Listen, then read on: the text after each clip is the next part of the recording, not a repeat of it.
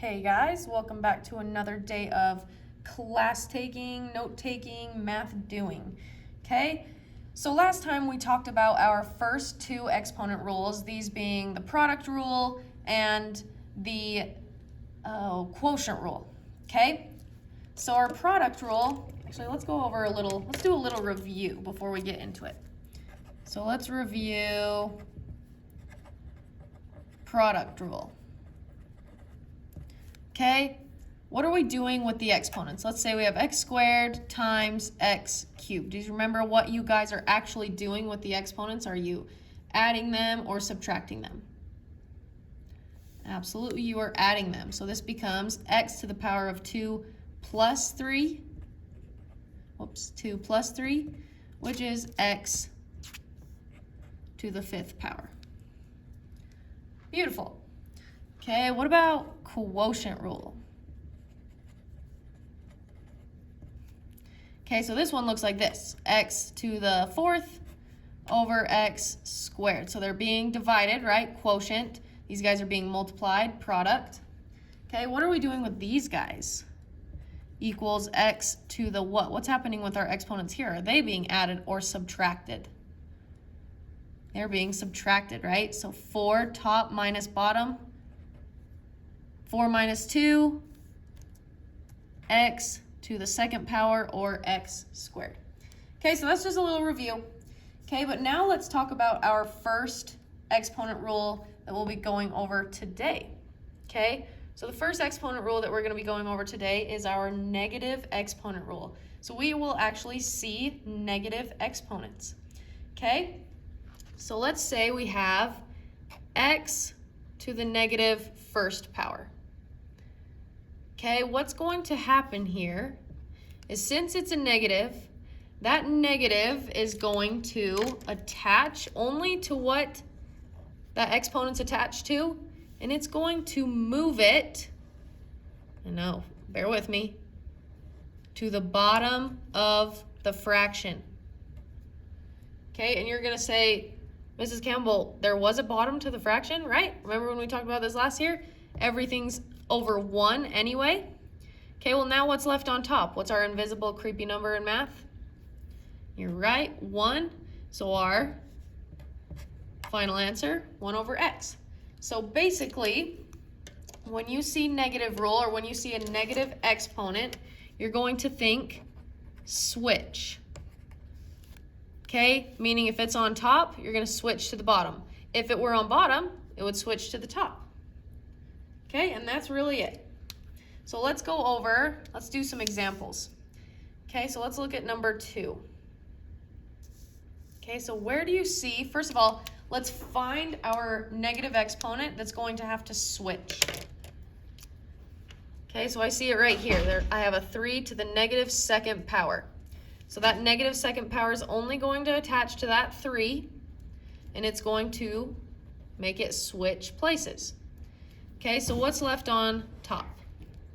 We have that 3 squared, that's still left on top. Okay, anything else? Nope, because that switched. Okay, what's left on bottom? What was already there? We have a 3 cubed that was already there, and now it's being multiplied by what was switched down, 3 squared. Okay, awesome. Do you guys see any more simplifying that we can do on this? Okay, think back to our rules last time. I'll give you a hint.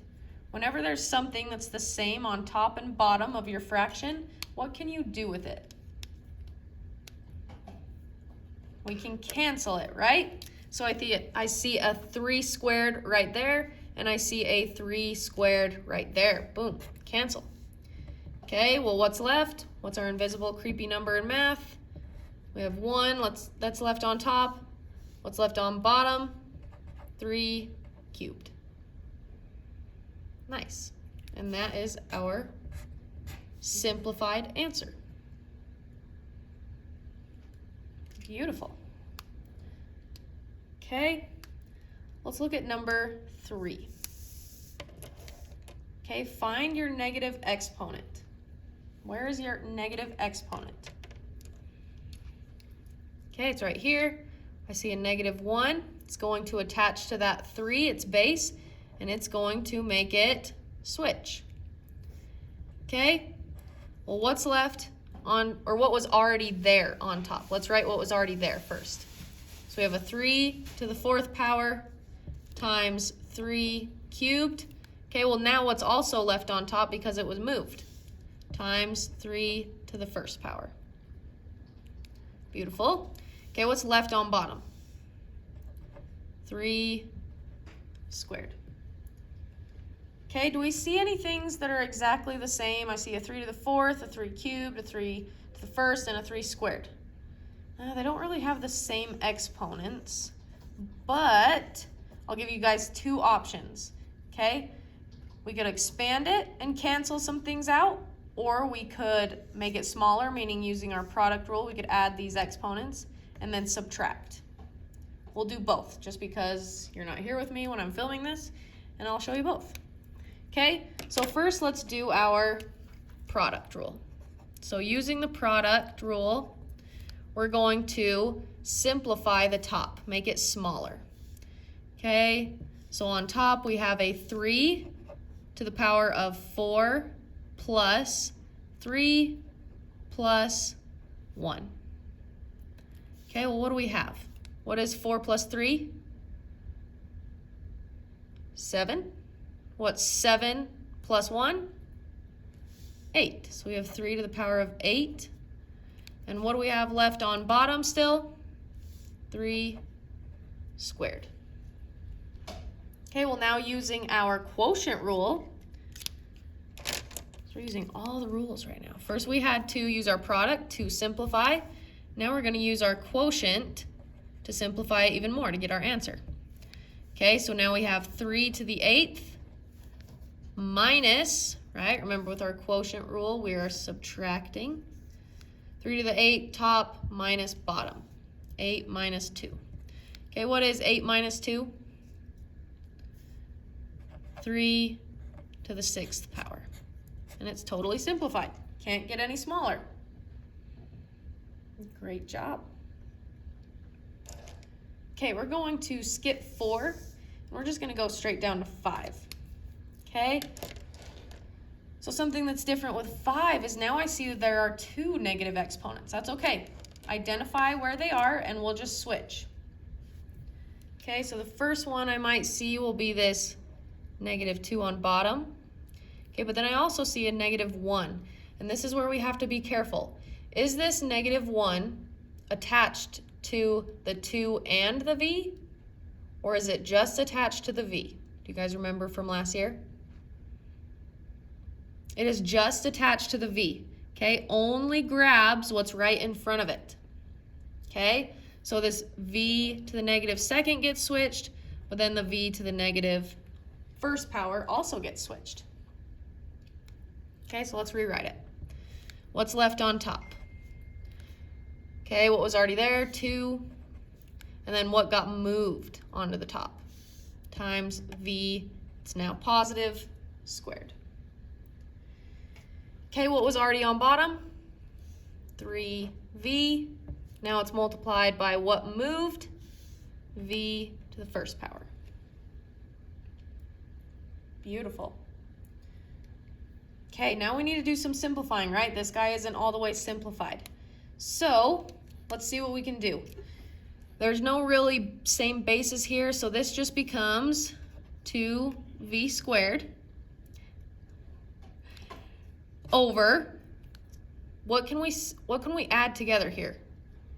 Hint, I just told you add, so what rule are we using?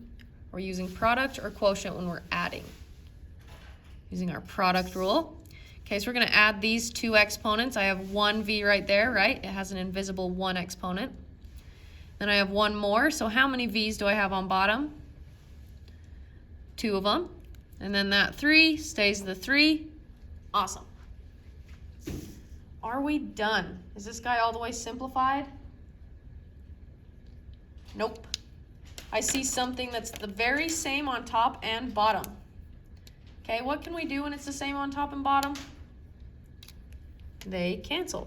V squared over V squared we're just left with 2 over 3. Great job.